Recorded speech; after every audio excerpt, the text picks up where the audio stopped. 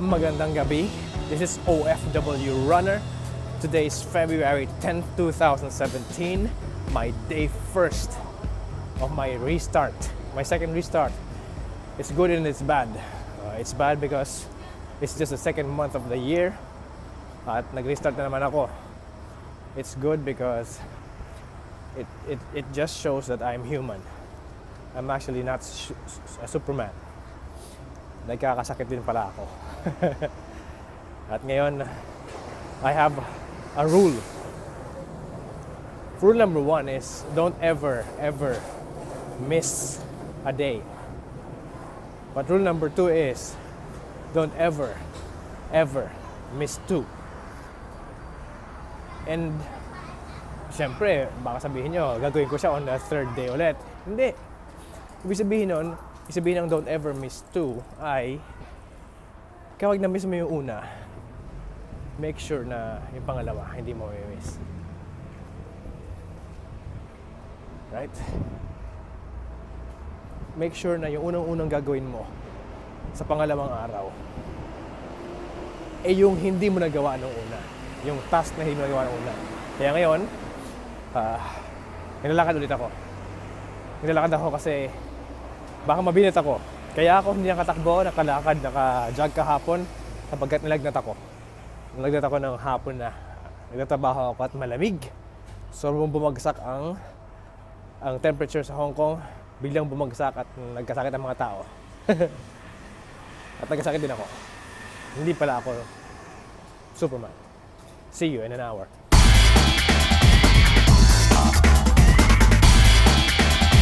Welcome back.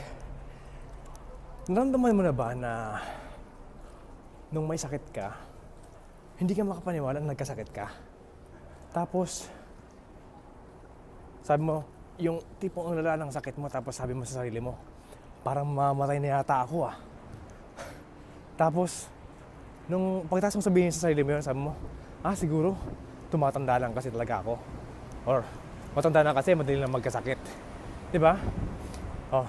Ito ang 3 OFW tip, 3 bagay na magmo-motivate sa'yo para kumilos. Para gawin talaga yung anong gusto mong gawin.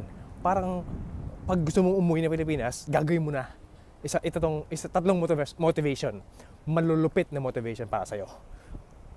Handa ka na ba? Mamamatay ka. Pangalawa, magkakasakit ka. Pangatlo, tatanda ka. Ang sakit, no?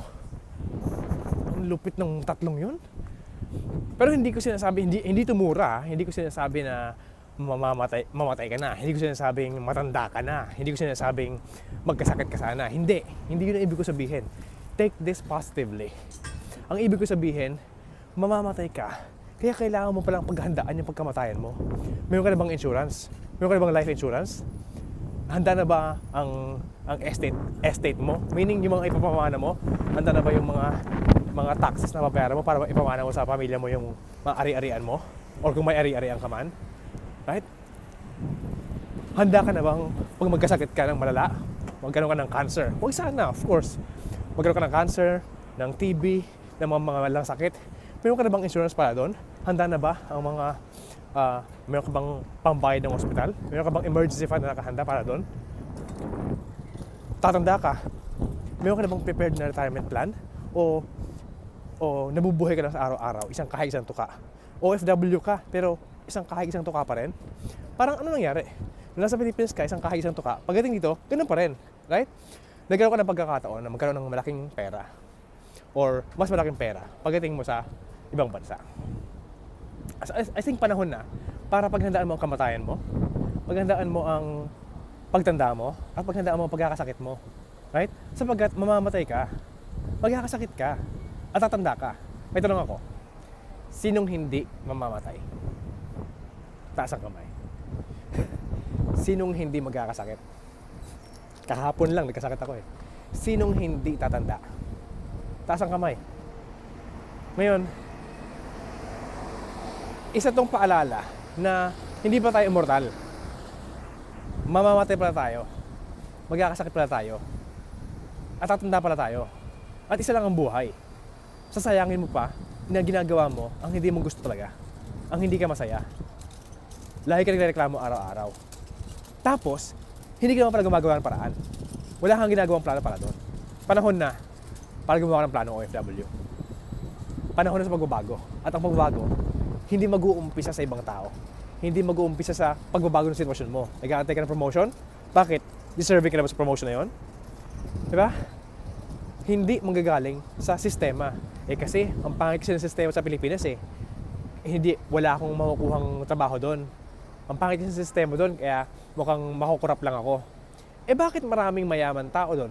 Bakit maraming successful? Bakit maraming masaya? Bakit may hindi umaalis? Bakit marami nagsistay sa Pilipinas at maulad sila? Ganito lang na napakasimple. Kapag mayroong ibang tao nakagawa nun, kapag nagawa kong tumakbo ng 365 days sa isang taon, kaya mo rin.